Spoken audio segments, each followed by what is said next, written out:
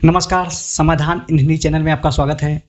मेरे आज के वीडियो में मैं आपको ओड के बारे में बताऊंगा। Ode, an introduction to the ode writing. अगर आप पोइट्री पढ़ते हैं, कविताओं को पढ़ते हैं, तो उसमें देखेंगे कि ओड राइटिंग भी आते हैं। ओड क्या होता है, कितने प्रकार का होता है, ओड की विशेषताएं क्या है, और इस पर आधारित प्रश्न उत्तर का जो विषय है वही मेरे आज के वीडियो का टॉपिक है। तो आज के वीडियो बहुत ही महत्वपूर्ण और बहुत ही इम्पोर्टेंट होने वाला है, क्योंकि मैं आपको इसमें ओड के बारे में बहुत ही सिंपल ढंग से और बहुत ही धीरे धीरे आपको स्टेप बाय स्टेप मैं बताऊंगा। वीडियो तो अधिक लंबी नहीं है, लेकिन आप इस वीडियो को मैं टू द पॉइंट, कि जो एकदम महत्वपूर्ण चीज़ है उसी को पर मैं फोकस करके आपको मैं बताऊंगा। और इतना ही नहीं, मैं आपको कॉन्सेप्ट समझाते हुए बाद में इस पर आधारित मैं आपको मल्टीपल चॉइस क्वेश्चन के बारे में भी मैं चर्चा करूंगा। तो an introduction to ode writing के बारे में मैं बताऊं, इससे पहले मेरा आप लोगों से विनम्र निवेदन है कि यदि अभी तक आपने मेरे चैनल समाधान इन हिंदी को सब्सक्राइब नहीं किया है तो मेरे चैनल समाधान इन हिंदी को सब्सक्राइब करें और साथ ही साथ बेल आइकन को दबाकर मेरे आने वाले लेटेस्ट वीडियो का नोटिफिकेशन अपने मोबाइल में, लैपटॉप में या टैबलेट में, जो भी आप यूज़ करते हो उसमें चालू कर लें।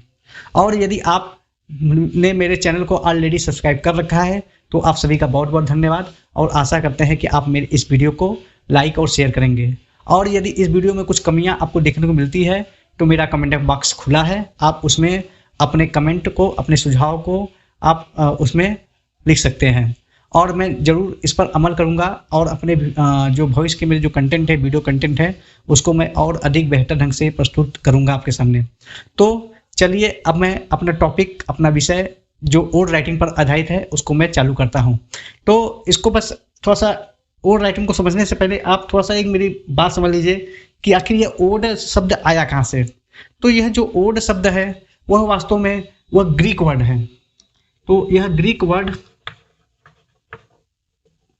AEIDEIN से लिया गया, ठीक है। इसको हम पढ़ते हैं एईड, ठीक है। यहाँ पे आईएन जो होता है उसका उच्चारण नहीं करते हैं, इसको पढ़ते हैं एईड, इसको ए को एईड इसको हम पढ़ते हैं। तो एईड का अर्थ होता है टू सिंग और चांट, टू सिंग और चांट, कि कोई गीत गाना या भजन करना। चांट कि प्रशंसा के लिए गीत गाना। तो यह ग्रीक वर्ड एईड से लिया गया है, जिसका मतलब होता है सिंग या चांट। तो अब ओड शब्द की उत्पत्ति कहाँ से हुई? ग्रीक से हुई, यूनान से हुई। तो यह एक यूनानी शब्द है जहाँ से यह लिया गया है। तो अब ओड को समझाने से पहले, ओड को परिभाषित करने से पहले मैं आपको बताना चाहूँगा कि ओड वास्तव में एक प्रशंसा का गीत होता है, ठीक है। एक प्रशंसा का गीत होता है। और जब यूनान में जैसे ओलंपिक खेल होते थे तो उसमें जो एथलीट होते थे, जो धावक होते थे, जब वो जीत कर वापस आते थे, अपने देश को लौटते थे, तो उनके प्रशंसा में ओड गाया जाता था। तो जो गायकों का समूह होता था, नाचने वालों का समूह होता था, वह ओड को एक प्रशंसा के गीत के रूप में इसको गाते थे। और जो धावक होते थे, जो एथलेटिक्स होते थे, वह उनका प्रशंसा करते थे। तो यह इसका इतिहास हुआ कि ओड शब्द कहाँ से आए और इसको सर्वप्रथम कहाँ यूज़ किया गया, किस देश में यूज़ किया गया। तो यह ओड की मैंने आपको इतिहास बताया। अब व्हाट इज ओड, ओड क्या होते हैं, इसके बारे में मैं चर्चा करता हूँ। Ode, an ode is a long lyrical poem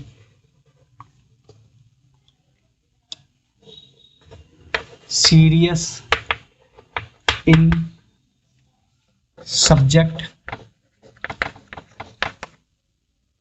elevated in style and elaborate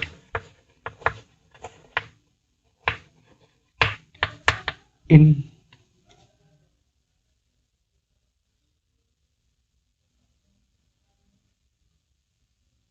and elaborate in stanzaic structure. Stanzaic structure, ये इसका डेफिनेशन होगी। तो अब ओड को परिभाषा मैंने कर दिया है। तो ओड का मतलब होता है कि यह एक लॉन्ग लिरिकल पोएम होती है, serious in subject, elevated in style and elaborate in stanzaic structure. इसका अर्थ हुआ कि ओड जो होता है एक लंबा गीत होता है, लिरिकल पोएम होता है, जो कि इसका जो विषय वस्तु होता है वह सीरियस होता है, वो किसी गंभीर मुद्दे पर होता है, ठीक है, मतलब कि हास्य के लिए नहीं होता है, और एलिवेटेड इन स्टाइल, और इसकी जो शैली होती है उन्नत होती है, and elaborate in stanzaic structure, और इसका जो स्टेंजा का जो स्ट्रक्चर होता है, जो संरचना होती है वो इलेबोरेट का मतलब होता है सुसंपन्न, या इसको कर सकते हैं जटिल भी कर सकते हैं, सुसंपन्न कर सकते हैं, ठीक है। तो इलेबोरेट इन स्टैंजिक स्ट्रक्चर मतलब कि इसका स्ट्रक्चर बहुत शानदार होता है। तो अब यह इसका डेफिनेशन हो गया, ओड क्या होते हैं। अब ओड का विशेषताएं क्या होती है, कि अगर आखिर क्या क्या चीज़, कौन सा एलिमेंट हो जो किसी ओड का निर्माण करती है। तो इसके लिए मैं आपको 4 विशेषताएं बता रहा हूँ। तो पहली विशेषता यह है कि it is exalted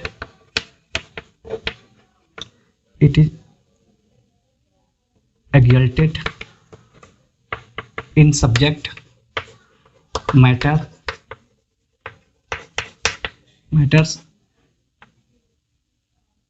and elevated in tone and style। इसका अर्थ हुआ यह होता है कि यह किसी सब्जेक्ट मैटर की प्रशंसा करता है, ठीक है, यह सब उसके प्रशंसा से संबंधित होता है, and elevated in tone style, और इसकी जो भाषा शैली होती है वह उन्नत भाषा शैली होती है। इसकी भाषा शैली एलिवेटेड होता है, उन्नत होती है। दूसरा जो विशेषता है वह यह है कि it is longer then a lyric, मतलब यह किसी गीत से, किसी संगीत में, कविता से यह लंबी होती है।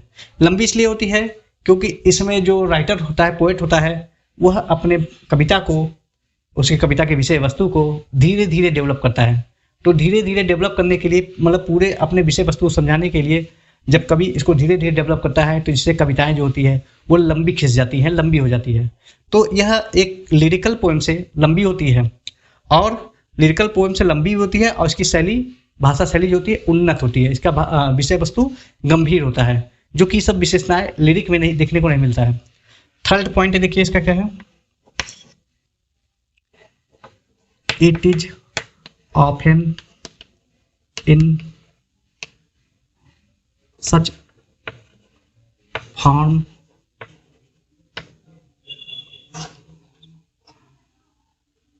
it is often in such form of the poem to address a person or a subject about whom or which it has been written।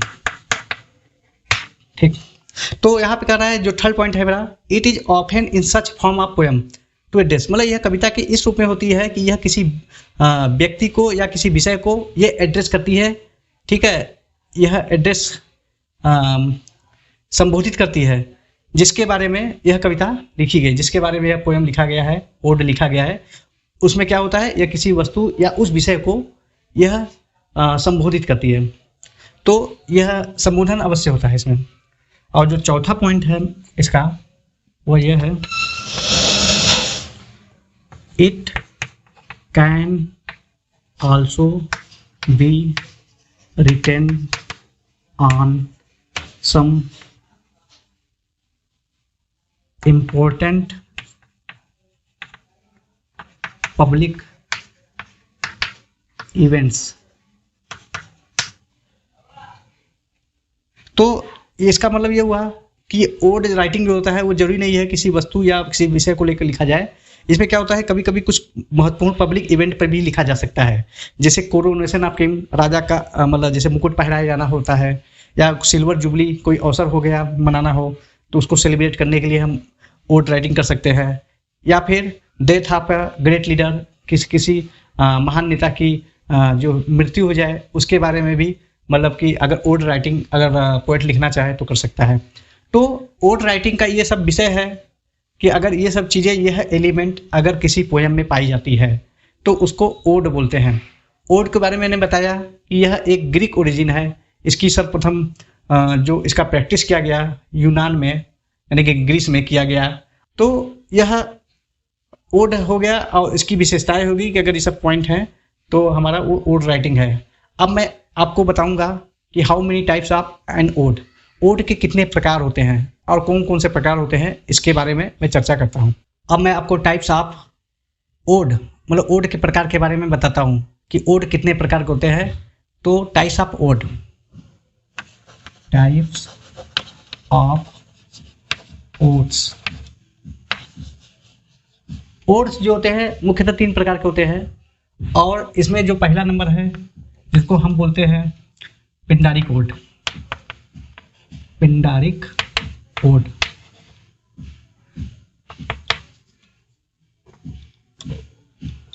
The ode which is written on the basis or pattern of the odes of the great Greek poet Pindar is called the Pindaric ode.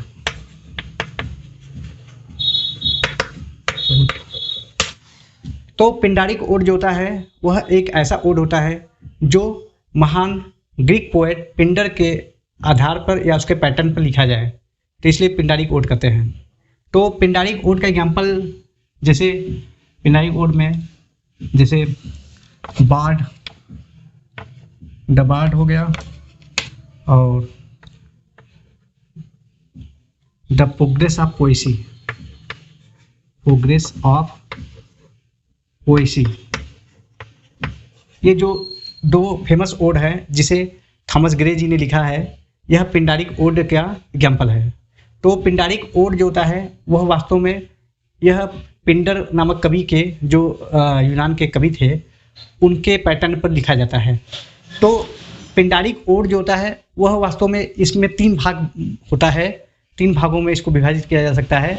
यदि कवि चाहे तो 3 से ज़्यादा भाग भी बना सकता है, लेकिन मुख्यतः यह 3 भाग में विभाजित होता है। पहले भाग में को कहते हैं स्ट्रोफी, दूसरे भाग को बोलते हैं एंटी स्ट्रोफी और तीसरे भाग को बोलते हैं इपोड। तो स्ट्रोफी, एंटी स्ट्रोफी और इपोड में क्या होता है, वास्तव में ये समझ लीजिए कि जैसे इसमें मैं बताया था कि यह इसमें गाने वाले का एक समूह होता है जो गीत को गाता है, ओड को गाता है। तो जो पिंडर के समय ये था तो उसको कहा गया पिंडारिक ओड, क्योंकि पिंडर ने इस पर प्रैक्टिस किया था।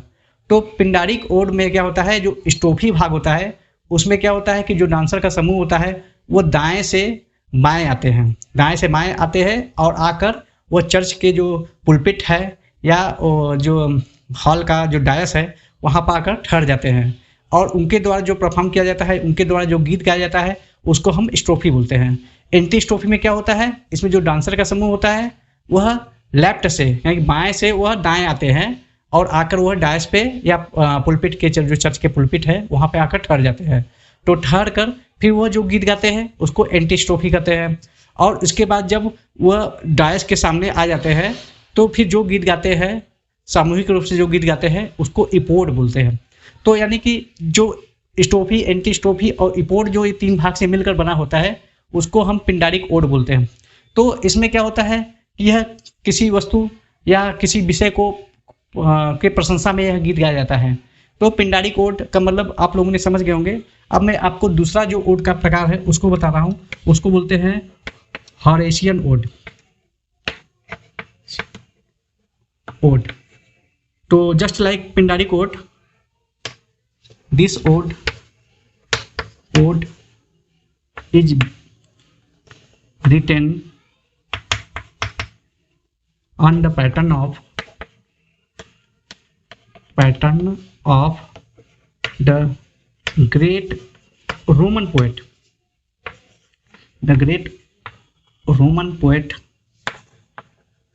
होरेस।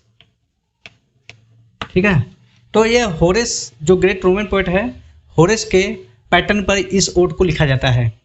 ठीक है, और तो इस ओड की विशेषता ये होती है कि इसमें जो स्टेंजा होते हैं वो 3 या 4 लाइन के हो सकते हैं, 5 लाइन की भी हो सकता है, 6 लाइन का भी हो सकता है, लेकिन इसमें सभी स्टेंजा जो होते हैं उसका जो मीटर होता है, उसका जो राइम होता है और उसकी जो संख्या होती है, पंक्तियों की जो संख्या होती है वो समान होती है, इसलिए इसको होमोस्ट्रोफिक भी कहते हैं।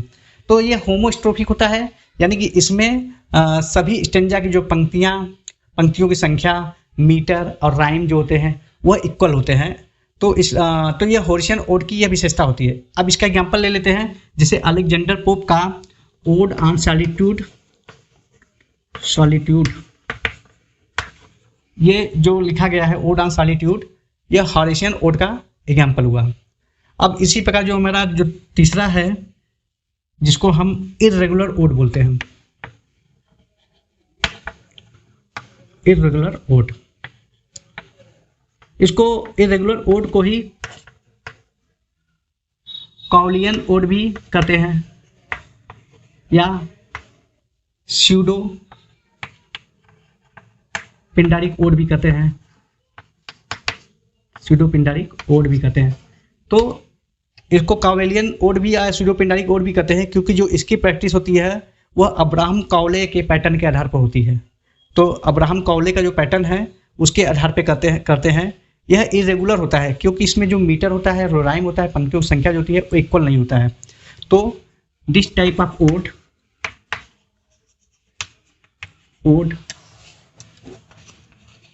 कंसिस्ट ऑफ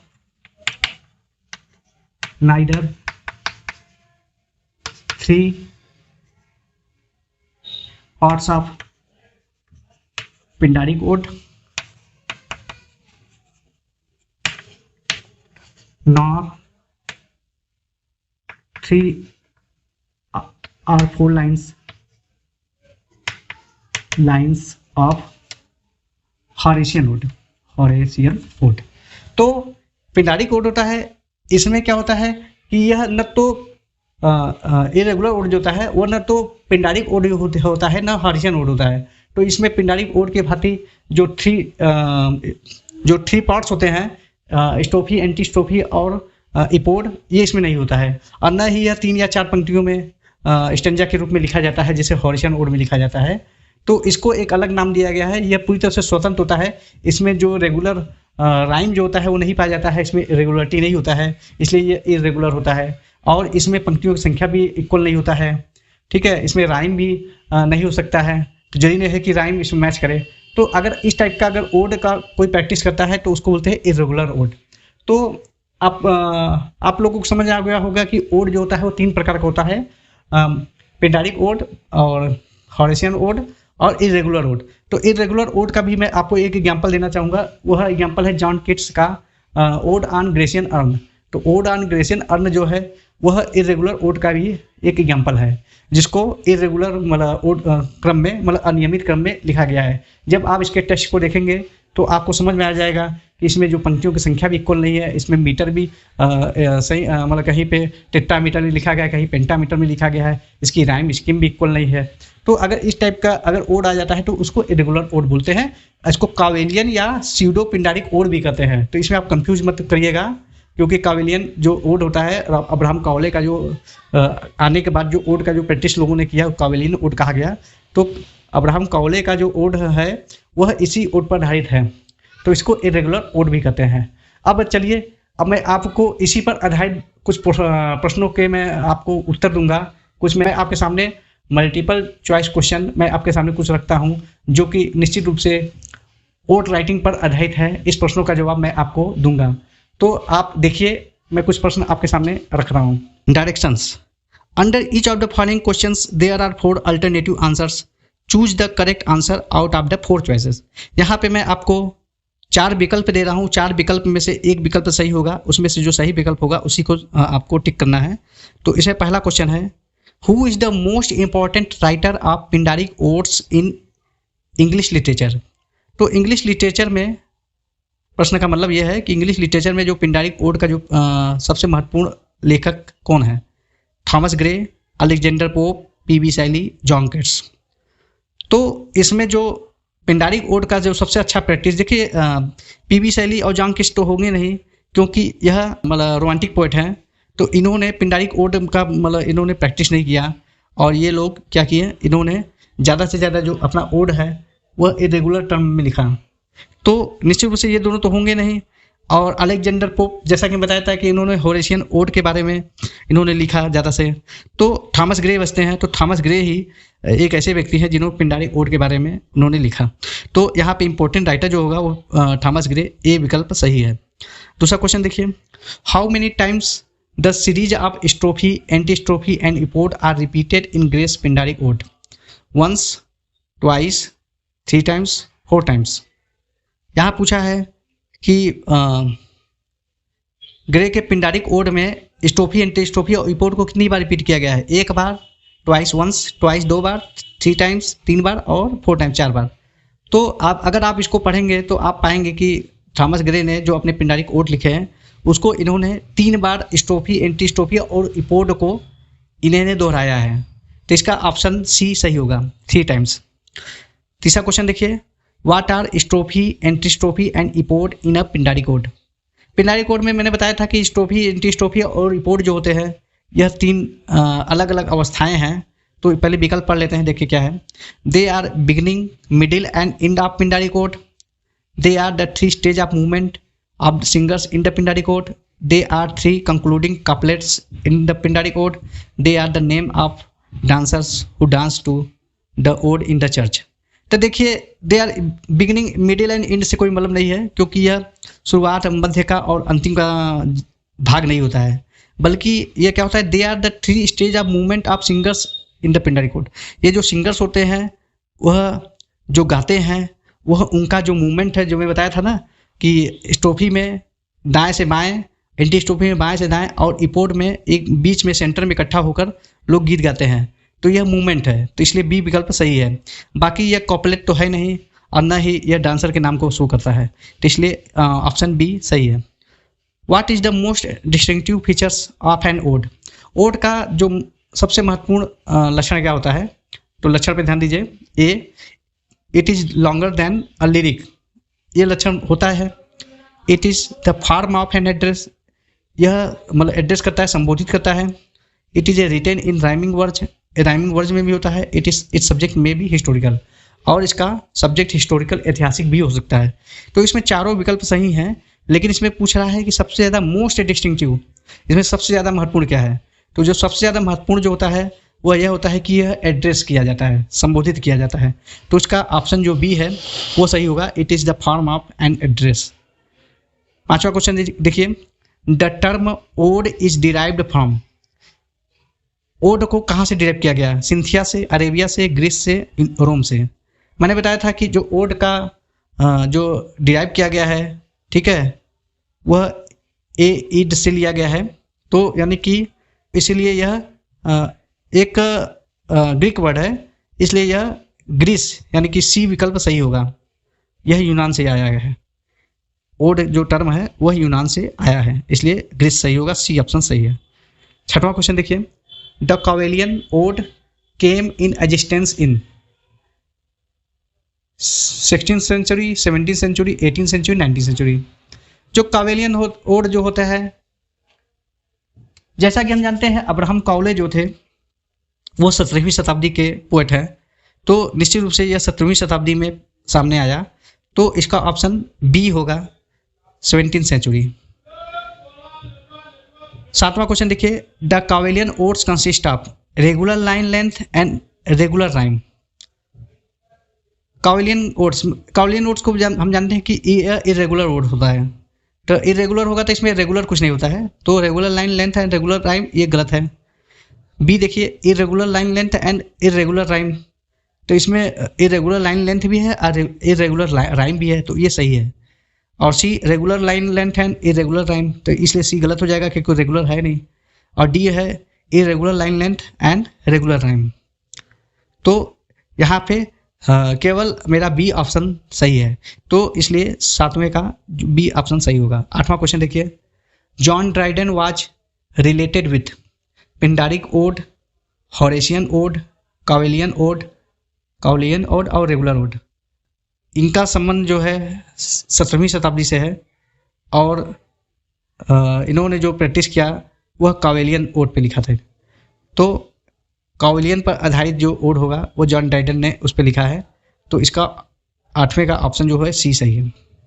9वां देखिए, ode to the waste Wind was written in. Ode to the waste Wind P B Shelley द्वारा रचित है। अब देखिए इसमें क्या है, ये कितने पंक्तियों का है, 14 लाइन्स, 16 लाइन्स, 18 लाइन्स, 20 लाइन्स। तो ode to the west wind जो होता है उसको टर्जा राइम में लिखा गया है, जो कि 14 पंक्तियों की होती है, इसलिए ऑप्शन ए सही है, 14 लाइन्स। 10वां क्वेश्चन देखिए, what is the meaning of terza Raima. Terza Raima में बताया था कि 14 लाइन की कविता होती है। तो poem of 4 lines, poem of 6 lines, poem of 12 lines, poem of 14 lines, तो इसका ऑप्शन डी सही होगा, पोएम ऑफ 14 लाइन्स। 11 देखिए, ode on Grecian urn is an couplet, ekphrasis, elegy, ballad. देखिए ओड ऑन ग्रेशियन अर्न जो है वह एक ओड तो है जो कि कॉपलेट के रूप में नहीं लिखा गया है, न एलिजी है यह, न बैलेट है, बल्कि यह बचा ऑप्शन एक फ्रेसेसिस बचा है, वही इसका ऑप्शन होगा, तो इसका ऑप्शन बी सही है। First of all in Greece, 12 question देखिए, first of all in Greece odes were publicly perform to. यूनान में सबसे पहले ओड को कहाँ पे मतलब पब्लिकली मतलब होता है लोगों के सामने कब परफॉर्म किया गया था, तो celebrate the victory of the king, मतलब कि ये राजा के विजय पर सेलिब्रेट किया जाता था। सेलिब्रेट द मैट्रिमोनियल सेरेमनी, विवाह के अवसर पर सेलिब्रेट किया जाता था। Celebrate the victory of athletics, धावकों के मतलब विजेता होने पर।